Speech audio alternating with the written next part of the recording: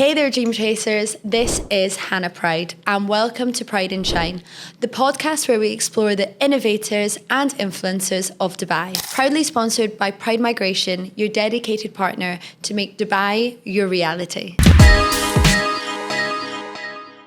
Welcome to the show, Mr. Sonny Webster. Thanks so much for having me. More than welcome. For people that don't know, Sonny is a former Olympian and now serial entrepreneur who's just recently moved to Dubai. What brought you to Dubai? Change in scenery. I was in Australia for the last 5 years prior to that, and had an opportunity to move somewhere different. Life changed a lot when I was in Australia, and I found myself sat there 30 years old, living a pretty good life. Everything was nice and comfortable. I'm not ready to just settle down and chill out yet. I want to make that next big move in my businesses, and Dubai is the land of opportunity. It's crazy, isn't it? You could have gone from living on the golf course, now you're putting yourself straight back into the mix, starting again from scratch. How did you find the move? Obviously, being a former Olympian, you've now really shifted into that fitness space. Dubai, would you call it the hub of fitness? It is absolutely incredible in terms of the people that you have access to here from a fitness standpoint. And there's a lot of great coaches and experts now moving to this area. That wasn't necessarily the biggest pull for me initially. I think one of the things I found out very quickly is that coming and traveling through Dubai, visiting it on a holiday as a holiday destination versus living are two very, very different things.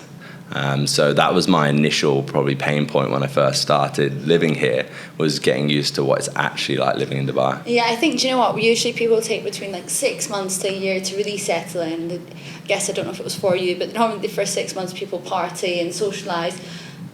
I'm not into that fitness world, so I don't know what you got up to, but they always then go, oh shit, this isn't a holiday anymore, this is actually real life, and it's finding that balance. We spoke obviously before the show. You said when you moved here that you had quite a big mental challenge. Would you be able to delve into that mental challenge of moving? Yeah, sure. I think one of the biggest things that you don't account for, that everyone told me before I moved here, is it takes a while to settle in. And I thought, I'm a very outgoing person, find it easy to make friends. And very quickly when I came here, I felt very isolated. Yeah. Big mistake that I made, though, was moving or trying to come here first in the summer months, which I would strongly recommend no one ever do. You silly sausage. Yes, not only that, but I was renting a place in Studio City, which is just in the middle of a desert. Yeah. And I was like, what have I done? It was very difficult during the summer months to make friends. No one was here. All I kept hearing from people was that everyone's away traveling on holiday. And I found myself there. So that was very, very challenging. Moving away from a lot of great friends, my routine, and everything that I had set up in Australia was very difficult, because the first couple of months it was about trying to find my feet in terms of that routine. I'm the type of person that really thrives on having consistency and routine in my life, especially for the productivity of my business, but also for my training too. And that was all thrown up in the air in those first couple of months. As a kind of result of that, I did, struggle definitely from a depressive standpoint in those first few months for not having that in my life. And it took me a good while to kind of find my people and my routine before that started to change. But I think, again, that was a real pivotal moment for me to be uncomfortable again, test myself from a character building standpoint to rebuild. I think there's a few points I want to touch on there, because I think a lot of people think they're going to move to Dubai and it's going to be easy and whatnot else. And I'm guessing you moved in summer because you had to get your Emirates ID, and you couldn't get an apartment because you didn't have your Emirates ID, is that right? I didn't even know what an Emirates ID was when I moved here, let alone what a DIBA was or any of it. And genuinely, a lot of people don't. And a lot of people like yourself, I think people in the past did used to travel in summer. I think we're starting to see more people actually staying as they've really started to grow their roots within Dubai. But I think the people that stay in Dubai in summer, they're not really out socialising because it is so hot. They kind of treat it like a winter, saving up to go to Europe or whatnot else. But then a lot of people don't understand that when you come here, it does take that month to 6 weeks to not only meet friends and do everything, to do the application process for your visa, for finding a property, which in the end can be a very, very, very stressful period. And for someone like you yourself, that you've just said really relies on routine and consistency, I'm guessing, did you jump from hotel to hotel? Yeah, and I think, I've relocated before. Yeah. I'd moved to Australia, and the process was so much more seamless moving to Australia than it was to here. So I think even for people that have maybe moved country and think Dubai is going to be the same, you're going to very quickly find out that you'll be mistaken. That process does take a lot longer. Yeah. I was under the impression that I'd arrive here within 2 weeks, would have a place to rent, and off I would go. I spent 4 to 6 weeks in hotels, jumping and jumping, moving the goalposts, because things don't move at the pace you'd expect them to here. It's a little bit slower, and I also think it eats up into how much money you end up paying on hotels, and how much money you end up paying on the taxis and moving around, that people are like, whoa, I was not expecting it. So I guess a lot of people from this that are listening to this can take from the podcast that if you're moving to Dubai or about to move to Dubai, really plan that the first 6 to 8 weeks you might have that wobble, you might have these unexpected expenses that are going to come up. Like you said, connecting your D1 and whatnot are all hidden charges. So you're like, well, I'd have to pay for the gas to be connected. Yeah, but again, I think if I had my time again, I would have just got advice on all of that. I presumed, being a very capable man, that I would be able to do it all, not at all. So I would have definitely got advice if I was to come again, just to streamline that process. And going back to your mental well-being at that side, you obviously touched on a bit of depression and whatnot. Obviously, this has now become such a huge, not a pandemic, I would say, but so many more men are now in touch with their feelings, especially from COVID. A lot more people are now focusing on their mental well-being. What would you say, was this the first time you'd ever hit a mental depression state, I guess? Probably not the first time that I'd experienced an element of depression. And I think more than anything, it took me a while to appreciate the opportunity that was in front of me, and trying to take that uncomfortableness as a challenge. I think when you're used to living a lifestyle where everything is easy, my routine was coming to me very easily, I had great people around me, it was very easy to be very happy on a day-to-day basis. But once some of those core foundations are taken away from you, and you become isolated, that's where it's really difficult to kind of see light at the end of the tunnel and find, I guess, contentment and happiness with what's in front of you. And I think partly a little bit of me was scared of the new challenge that was to come, and the fact that things didn't come as easy as that I'd intended them to. But I look back on that period, and I've spoken to multiple friends recently that are going through very similar things. And at the time when you're struggling with depression or feeling down, it feels like it's never going to end. But when you do finally see the light at the end of the tunnel, and then things start to come back to feeling good again, it's amazing. But it's very hard to see it at that point.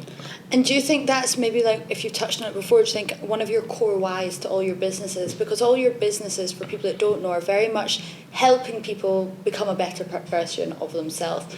And obviously being within the fitness industry, when you help someone to physically get better, their mental well-being automatically, I would normally say, gets better because they're feeling good, looking good. Do you think maybe one of your core whys and why you're so passionate about your industry is from how you felt in the past? I think for me it's very difficult to execute in my businesses and to turn up and be a great I guess motivator, inspiration for the people that I work with when I'm not running at 100%. So I felt that I disconnected a little bit from my work during that period of time. At the end of the day, my why in terms of what I do from a coaching standpoint with my weightlifting athletes, what I do from a mobility standpoint with athletes that struggle with range of motion, the whole goal is to improve people's quality of life, ultimately. It's great that I use the vehicle of Olympic weightlifting to be able to inspire people. It's not the most accessible sport for people, and for many, many years, weightlifting has always been a sport that is very old school in its nature. And my whole purpose has been to modernize that approach, make it accessible to the masses so they can really enjoy the benefits that weightlifting brings. It's crazy, isn't it? You have really modernized and brought it onto, like, being able to teach people from Dubai around the world how to get better and mobile through applications and doing weightlifting and everything. Why do you think now more and more people, I guess, are focused on getting better at their weightlifting? Because I guess some people can just go into any gym class and then they can be like, right, I'm just going to be able to throw this up, I can do that. But why do you think now people are always looking for a coach to become better? I think at the end of the day, it's like anything that you do, like, if you invest in yourself and seek the best and the most expert experience that you can afford, it's going to fast track your process. And it's evident here in Dubai that you're surrounded by people that are very successful, very wealthy, and at that point when you have got money and the thing that you don't have is your health, you're prepared to invest in it very heavily. What I do is probably one of the most challenging things that you can do in a gym. Naturally, that attracts people that have very high stress jobs, that like problem solving, which they're used to doing in their day-to-day life. So they like the challenge also in the gym, which attracts those type of people to my sport. It's really, really interesting. And you just said you obviously attract the high-powered people. Who would you say your classic person that is coming through your business? Who are you attracting to the door?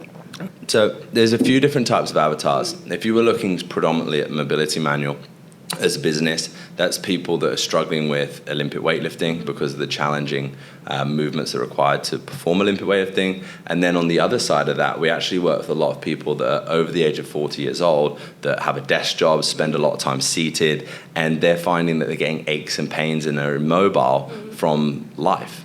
So if we can improve the quality of someone's life because they can start moving better and start feeling better, then that improves the performance in every other area of their life, not only from a physical standpoint, but from a mental standpoint as well.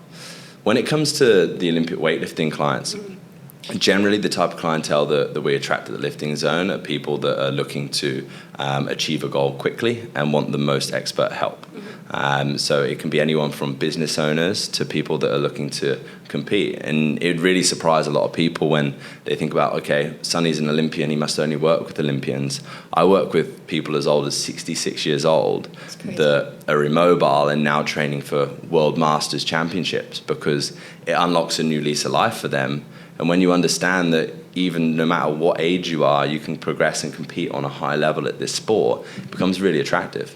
Yeah, I guess it gives you another new value if you're starting to retire or about to retire. You want to find a new hobby, isn't to keep you young. But what I'm more interested in is obviously people normally think about apps, and apps are more like service-based, booking systems, blah, blah, blah. How have you been able, because you were one of the first people that brought their fitness, sport, their skills and everything onto an app. How were you able to identify that was an opportunity, and how were you able to get people to start using the app? Because most people obviously in the past thought of personal training, weightlifting, go to the gym, and you have to learn it there. It's obviously became the last 5 to 10 years that people have actually started using apps for these types of help. Well, I'll take you back 10 years to when I first started. Christ, that was a long time ago. Yeah, so I was probably one of the first to market when it came to selling product online, especially in training programs now. Every other man is selling a fitness program. It was very different back then. And it's quite a funny story how it started for me. When I first started my business, what I was doing is I accumulated quite a good Instagram following. I probably had about 30,000 followers back then. And I put an outreach out saying, look, who wants a training program? Yeah. And at the time, I'd received my program on just a PDF Google document. So I thought, right, I'm going to start selling this. Yeah. So what I would do is if someone messaged me on Instagram and said, hey, Sonny, I want to buy your program, I'd go, great, what's your email? I'd get the email, and then I'd take the email address, send them an email with the information. They wrote back to say, yes, I want it. I'd send them a PayPal link. They'd pay me on PayPal. I'd then check that the payment went through. And then I'd send them the program. Who taught you that? Well, that's just in my mind what came up when I was 20 years old as the most efficient way to do this. Was there people doing it, or was it just like what? Yeah, because that was pretty mad. Imagine now if you're getting a payment link through, they'd be like, it's a scam. But you can imagine the admin that was involved in that. Yeah. And I was sat on a train on my way to London, and had a call come up on my phone, and this guy name was Cam Jarrett. He goes, hi Sonny, I've seen what you've been doing on the internet selling your programs. I think I can automate it. And I was like, okay, go on. I'm getting off the train. And he goes, well, yeah, basically I can just create a page where people can purchase a product and then it gets sent to them. Yeah. It'll be delivered for a membership portal. And I was like, that seems too easy.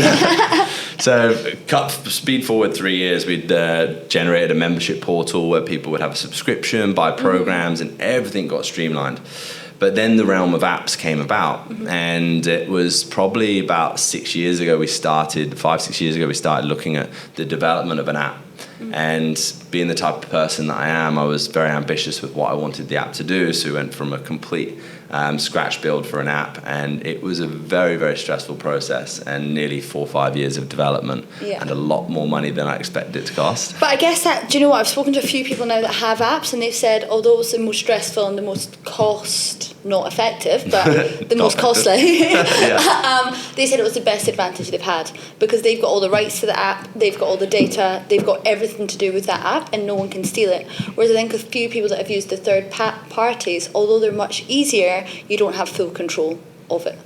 100%, and there's so many issues with third parties. I still use a third party provider for one of my businesses, and you can't control the billing, the customer service, the delivery through the app, whereas with the mobility manual we can.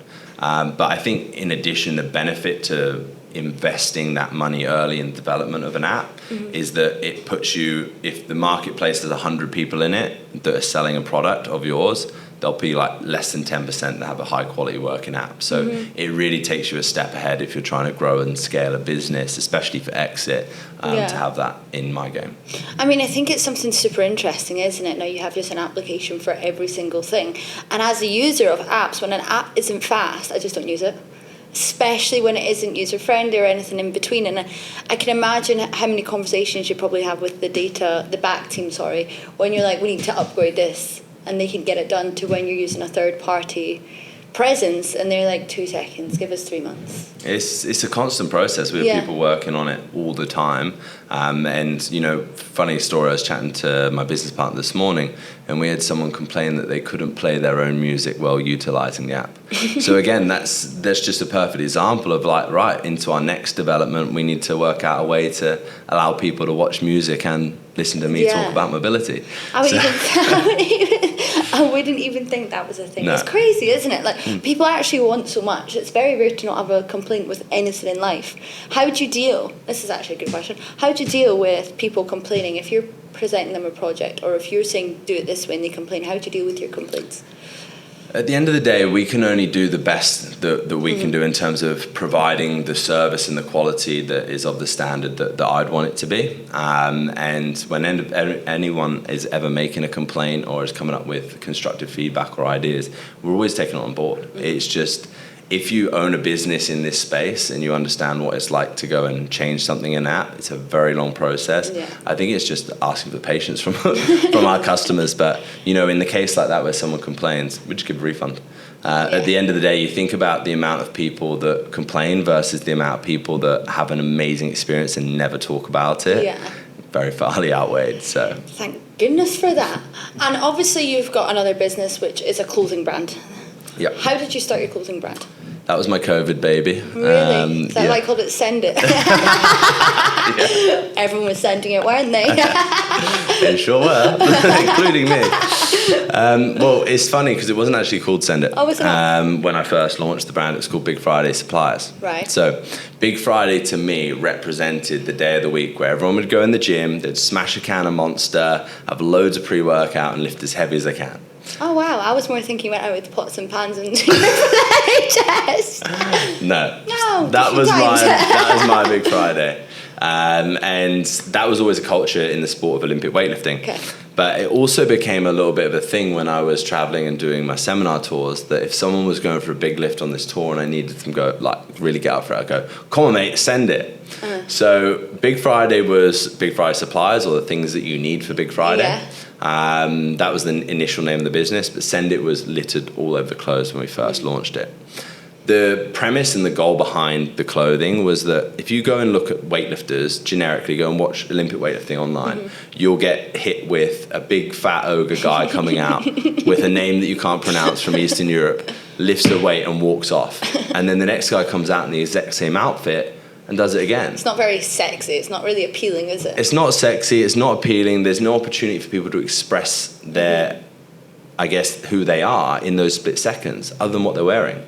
So I wanted to create clothes that was based for Olympic weightlifters that would allow them to have some element of fashion sense in the gym that was led towards Olympic weightlifting, and put my passion of hype, I guess, and clothing into the weightlifting space, and it snowballed from there. And what have you learned from that journey? Because obviously that's a complete diversified, complete new skill in some sense. You've gone from, I guess, more mindset and getting to your training, building your sales, putting it onto an app, and now you're like, do you know what, I'm going to be this creative person. How have you then figured out to build your own brand, getting all the right suppliers and choosing the right material? How did you do it? Clothing is so hard. I know.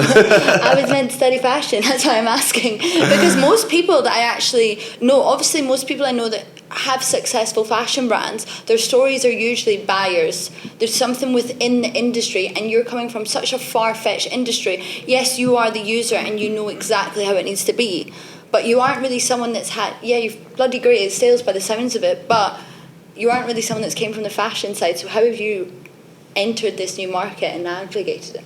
Yeah, great question. You know what? Like, one of my things in all of my businesses is I'm a creative at heart, and I've always had a passion for creating.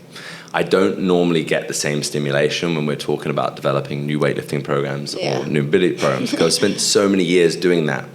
Whereas the opportunity to, I guess, pursue one of my passions and it not lose me money was really cool. I guess the support from my community was absolutely incredible in this. When we first launched our clothing, we had a huge sellout, a huge amount of revenue made in the first 2-3 drops that we did, which really allowed us to gain momentum when we started. And I had, I guess, a lot of fear when I first started, or imposter syndrome, if you like, in terms of, God, am I a fashion designer now because I've released a t-shirt? All right, got one. That's what I thought. But I was like, you know what? I'm going to run with this and keep going with the passion that I had for creating something new and different in my space, and learn as I went. And I made so many mistakes. Like most people that go and get into clothing, they dive through Alibaba, think they know what they're doing in terms of picking items of clothing, and they go, that looks good, print my logo on it and go. But what really sells a clothing brand and what makes it popular and something that can grow far beyond just a couple of million in sales or beyond that point is building a community and belief from the people that buy your product. You know, when your product can make someone feel a certain way, that's when you've got real strength in the clothing game. Makes them feel a part of something, and I think community is this buzzword we've really had over the last 12 months, that I think COVID, everyone kind of became lonesome and became like working from home, and now we're getting so much integration of AI, which I actually want to speak about, and robots, that people are now not really having that human connection. You obviously got into Instagram at the very start, so I guess you organically grew your following, and I guess you're nearly at 500,000 or over 500,000 followers, and I think now people actually struggle to get that growth because there's so many now people on the platform. You've obviously got a very core following that really trust and build you, but how have you kept them in line? Because now there's such a competition of keeping your community, being true to who you are. You hear so many now influencers getting cancelled, bringing products or advertising products that just don't align with their audience. How have you been able to keep ahead of it and keep your community so strong and at their core is at the value? Core values. Yeah. That one. It's a good question. At the end of the day, I think for me with social media, it's very much a tool to create and drive sales, to draw in new audiences, and that's exactly how I look at Instagram now, unfortunately, in some ways. Because if I want to get high views and I want to bring in new audiences, I do something that no one else can do with the barbell. And I know that that will generate a lot of shares, a lot of reach. Brilliant. But that doesn't necessarily correlate to money in the bank. So you have to kind of segment what we're doing between bringing in new people, which I use as a hook. The crazy weightlifting thing is wow, this guy can do something that not many people can do. That brings in my audience. And then I hit them with a series of high value, high education posts, which are boring and long form, that don't get a great deal of engagement. And then from there, I look to sell to them or bring them in closer. You know, I think that is generally the funnel that I work with my social media. In terms of once the people are in and they purchase from you, that's when they become part of my close community. Mm-hmm. And that's when we're nurturing the people within our customer base that we have to keep them coming back, to keep them engaged, to keep them progressing. Mm-hmm. So really, people, what they see on the social media is the outside. The people that are within my community, they're the ones that are really getting the high value education and the community feel. Yeah. And do you think you've really taken like a shift? Obviously, I now call Instagram like the new LinkedIn for our generation, because it's now everyone's selling on it. Everyone's not really showing their personal life. Whereas when you started, I guess, Instagram, 2013, it was taking selfies. 2020, it was going your 5K run and take a beer. And now I feel like it's done a complete shift that people aren't really, well, maybe people are, but most people I follow aren't really showcasing their life anymore. They're showcasing the highs, they're showcasing the storytelling lows into a sales pitch, and then they're showing you something that can add value to your business or to holiday. Everything kind of seems like a sales pitch now. How has your shift in content creation really changed, I guess, over the last 5 years? Yeah, it's changed massively. And I think, one of the biggest things with that, you hit the nail on the head in terms of what social media is now. A lot of what I would to be posting from a personal life standpoint isn't necessarily relatable to my audience on the masses. Versus being able to give something that's educational based, that's purely aligned with why people follow me. Much better and more beneficial for them too. The time and energy that I used to invest in sharing my life on a day-to-day basis within every single hour of the day was actually taken away from the quality of my life. It wasn't adding to any further sales in my business. So it meant it was time that I was investing into something that was giving me no other return than gratification from someone else saying, wow, it looks amazing doing what you're doing. Whereas I think for people that are following me, I need to make sure that anything that I'm putting out there either has benefit to them that's going to add a lesson or progress, or it's not really worth needing to be on there. Yeah, it's interesting, isn't it, how much of a shift it's really taking place and now how far it's going. And when TikTok nearly got shut the other week, so many people are like, how am I actually going to grow my Instagram? Because TikTok was the funnel to get people onto the Instagram, and Instagram kind of turned into the sale, which is interesting. That probably the first time in any business history that a platform has shut down overnight and people are like, I'm going to lose hundreds of thousands of pounds, and everyone really had to relook at how they were branded and how they were positioned across all social media platforms and everything in between. Obviously, AI now is a huge, huge thing, and it's something that when you just spoke about your clothing brand, you had said, I'm sick of building all these plans, workout plans and fitness plans. Are you now integrating AI into these platforms to help and assist you? No. Really? At the end of the day, people don't buy. You can go out there and, like, say, use AI to get the training program. People pay for the accountability and the guidance and the education, which something like AI can't do right now in terms of adding the kind of value that you need to master something so challenging. So many people will always look for a quick fix or a quick solve of a problem that they can type in and get a result on. And you can get the answers, but it doesn't take away from the fact that you still need to do the work if you're trying to make a physical change.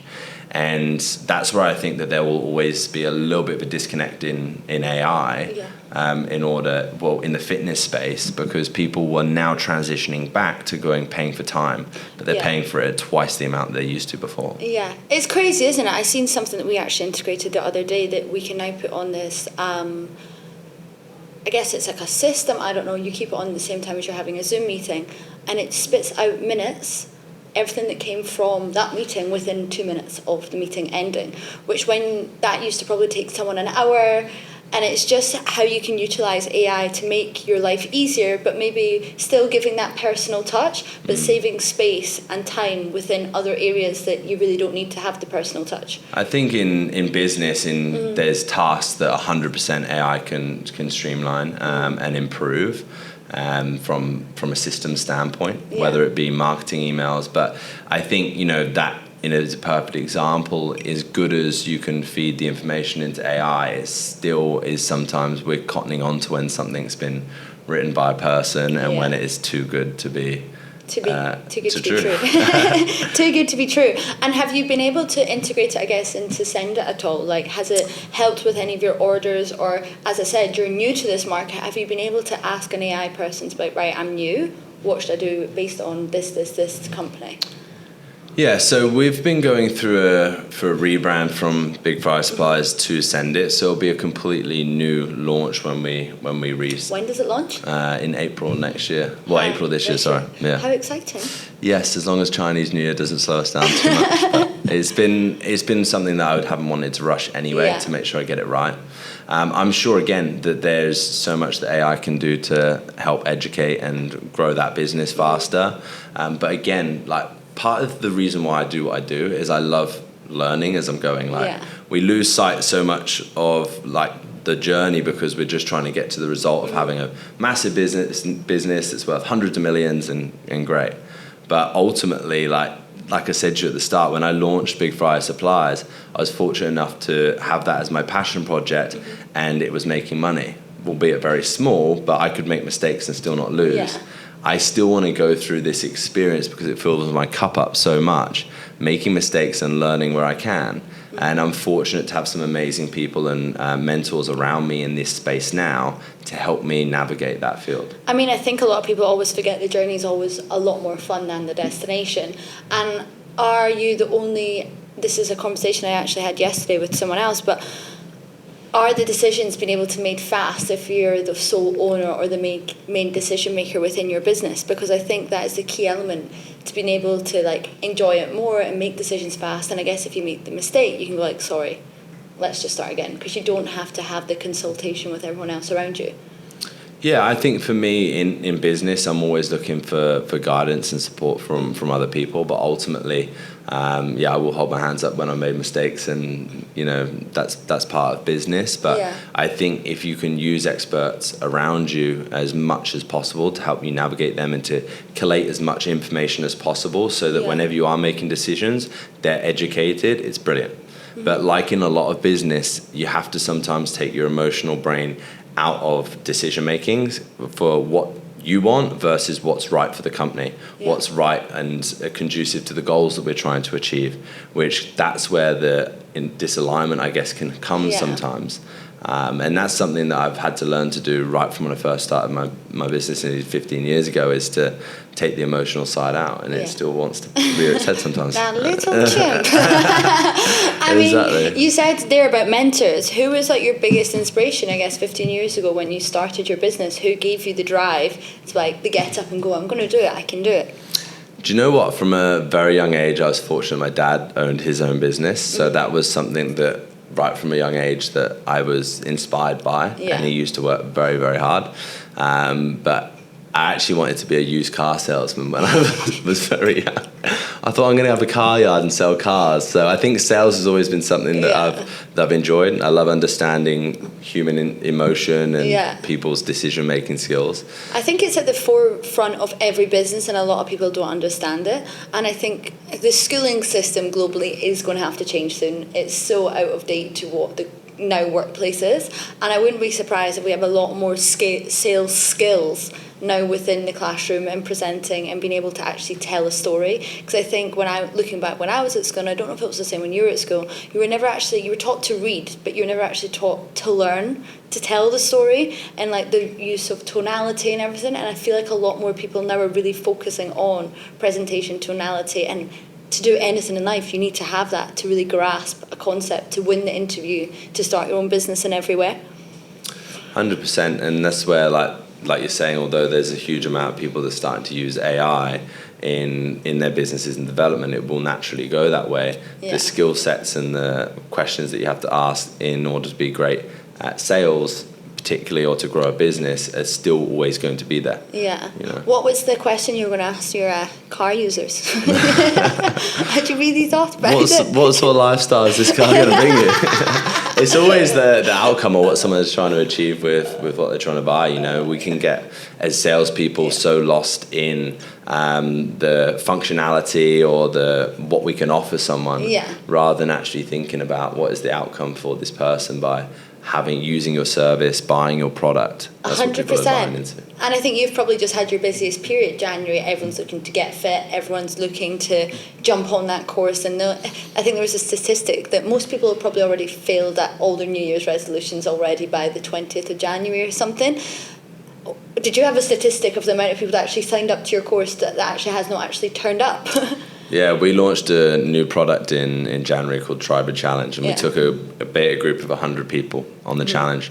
And when I sat with them on the 6th, I gave them grace of New Year's Eve to get over, and we started on the 6th of January. And on the opening call, everyone's there, and I said, more than 80% of you won't finish this course. And they were really disgruntled by that, but that is the reality of the difference of when someone buys and invests into something, how much they think they will use it versus them actually completing and executing on it. We've all done it, thought at the time, this is a great idea, I really need this in my life, versus the practicality of sometimes using something is very different. It's crazy, isn't it? We all want to be that person, but half the time you don't want to show up to be that person. And I think that's the main shift. And going back to your dad being your biggest inspiration, he was probably your biggest inspiration because day in and day out, you've seen how hard he worked. He gave you that skill set because you knew what it'd take, because it was just brought up around you.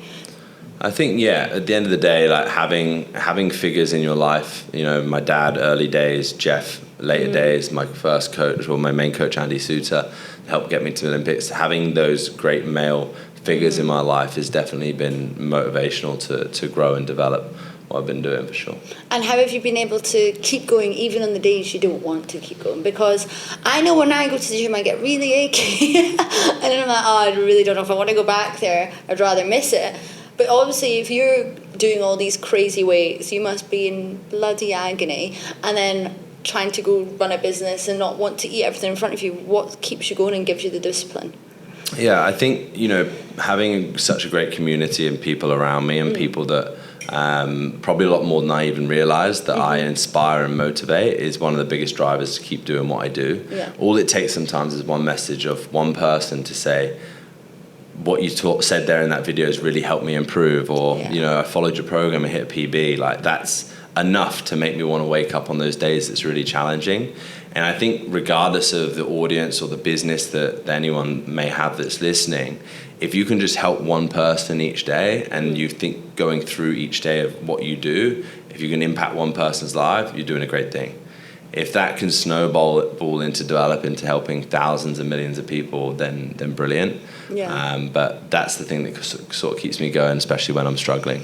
I have a clear understanding of what my purpose is and what I want to do with my business is. And I think that's key for anyone listening, any entrepreneur. You need to understand what your why is, what your purpose is, what your mission is, because if you don't, you end up just going around in a swirling hamster wheel. You don't actually know where you're going. It sounds cheesy, like setting those things out, but they are the things that if you always resort back to will solve the answers to most of your questions that you have, for good and bad. And, it works when you're trying to work out whether a good decision or a bad decision that you need to make is going to align with your core values or what you're trying to achieve. Sometimes they don't, and it makes decision-making far quicker. Yeah, and I think that's something everyone should learn, even if you aren't an entrepreneur, and especially if you're moving to Dubai, because, again, we spoke about it before the podcast, when moving to Dubai, it can eat you up and spit you out, and it's only a certain type of person that can come to Dubai and actually survive the whirlwind it is. And I think moving here and just being in Dubai, you really need to understand who you are and what you're here to achieve and why you're here, because when the going gets tough, that's when you want to be, I'm going home. And people now are really trying to plant their roots and become a better person. And most people have experienced, I was lucky because I came from uni, so everything was better. But you have that slingshot back and you're like, what the fuck have I done? And then you seem to propel forward 8 months to a year, 2 years later, depending how fast you were getting back on your feet at the start. And it's interesting, isn't it? Like, what did you see when you moved to Dubai? What's been your biggest propelling moving forward now you've passed the mental state? So I think just backtracking a little bit of what you said there, like a lot of people when they move countries, or go on holiday, they're going to escape or to refine themselves. You can't do that successfully here in Dubai. It's not a place that you come to without having a really good sense of what you're trying to achieve here. I think my biggest propelling force now that I'm settled is the networking opportunities that are here. that was one of the biggest things that I found different from Australia or even from the UK. Everyone here wants to help people grow, connect people, in order to see everyone do better. Yeah. And if you're open-minded to meeting with people and putting yourself out there, you'll make incredible connections that potentially save you time and propel you in a huge way in whatever you're trying to do. So putting the time and energy to building a network here, I think, is extremely important. I think everyone needs to focus on network in 2025 and going forward. And it's something that if you want to be the best person, people want to be friends with you, people want to help you, people want to do business with you, is you automatically, naturally, organically grow a really good network for just being a good person. And I think a lot of people, and you'll probably see this in the fitness industry, they just want to take from you. They want to take as much information for free from you before they actually start paying for it. And then the coaches come and like, well, I've done X, Y, Z, so I'm going to charge X. But people will not pay that X until you've given them so much free value. And it goes back to your social media. You're saying of how much videos you post out, giving the free value before you actually sell to them. It's like growing a network in Dubai especially. You can give people all the value in the world. At the end of the day, they'll pay for you to teach them or to hold their hand throughout the process. That's when the transaction comes. But it takes people different periods of time. There's two types of people: the person that will try and figure it out themselves from the free resources and waste a year to take what would take them just 2 months if they'd invested in the start. You know, and it's like anything, buy cheap, you buy twice. Like it's the same in services. Yeah. And the one thing that is finite is the amount of time that we have. We'll end. And what? I don't want to die. If we can save ourselves time in the process, whatever we do, then it's crazy. And if you were to do it all again, what piece of advice would you give that younger self? Because people actually maybe don't know your full journey. Look him up, but you obviously had quite a tricky one coming into your early 20s. What would be the piece of advice to give that young boy again? Yeah, I think, I've had some tricky points in my life, but, I've not met a successful person that hasn't experienced an element of adversity, no matter how big or small. And I think that was probably the biggest propelling things I've experienced to the next big steps in my life. Yeah. And I think whenever you can take a challenge or a trauma, no matter how big or small it may seem to anyone else, you can take that as an opportunity to grow and develop in a new way, or to change direction, then do it. Because a lot of the time you can sit and dwell on negative things that happen in your life, and it can prevent you from growing way bigger than you were before. Yeah. That would be my advice to my younger self, which is make sure that every time I ever got angry or annoyed at something that wasn't going my way, utilizing that as fuel would be the biggest bit of advice. Someone actually said something to me yesterday. It's like aggression makes fight, and then like depression makes dwelling. I don't know, it's a really cool quote. I need to rewatch what I listened, but it was really cool. I was like, I can really relate to that. And I think it is always when the going gets tough, is putting that energy instead of being like, oh, I'm going to have a party this weekend, I'm going to do this. And then if it was easy, everyone would do it. And I know that's such a simple quote, but it's something that I remind myself a lot of, especially in growing the new business ventures that I'm doing at the moment. I'm like constantly reminding myself that like, hey, if this was easy, someone would have already done this by now. Of course. And then that gives me like a little boost of energy and excitement to doing what I'm doing, because I'm doing something that hasn't been done before. What is that? What are you doing that hasn't been done before? Is that a secret? It is a secret, yeah. You better tell me. Well, thank you so much for coming on the show, and it was great to hear about your journey to Dubai.